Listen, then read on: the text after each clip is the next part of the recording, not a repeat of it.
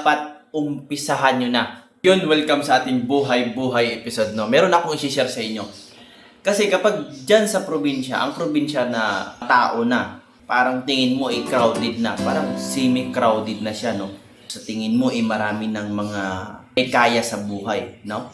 Pagkakataon nyo na dyan na magbuo kayo ng team ng tagalinis. Kasi bakit? Yung iba kasi hindi na makaasikaso sa pamamahay kasi sa sobrang busy sa paghanap buhay. Ngayon, ang gagawin nyo, magbuo kayo ng team na magaling maglinis. Siyempre, sa chemicals dapat expert kayo doon. Kasi kung anong ilalapat doon para hindi masira yung isang sahig, yung isang wall, hindi mag-iba yung kulay. Tapos, dapat palaging quality yung paglilinis.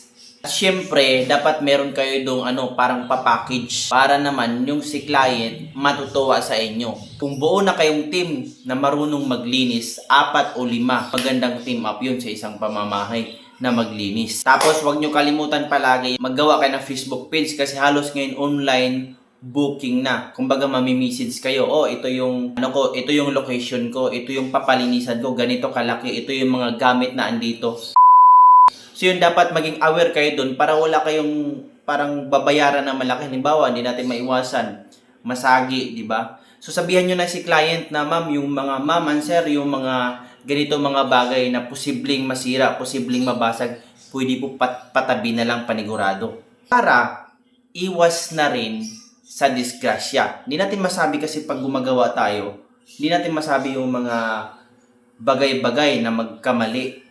Kaya yung mga posibleng madali, masagi, ipatabing na. Tapos dapat talagang mapagkatiwalaan kayo kung anong merong gamit dyan na mga mamahalin. Dapat walang magalaw doon. Kasi kayo yung pinagkatiwalaan doon sa loob ng bahay. May bantay man kayo o sa wala, dapat mapagkatiwalaan kayo para ma-recommend kayo sa iba na kapamilya, kamag-anak, kaibigan ng client na ginawa nyo. So yun, mas maganda kung wala pa sa probinsya nyo ang may tagalinis o di kaya yung cleaning services na on-call, kapag wala pa sa probinsya nyo dyan, dapat umpisahan nyo na.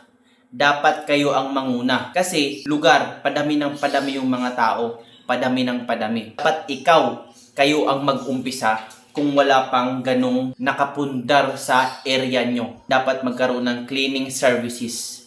No? Lagay mo lang sa isang bahay magbibigay ng 1.5, pinakamababa yon, no? Kasi kung malaki yung bahay tapos 5 kayo, 4, 3 lang kayo, magbigay ng 1.5 minimum sa isang araw. May tips pa na pera ibibigay sa inyo. Kaya ano pang inaantay nyo?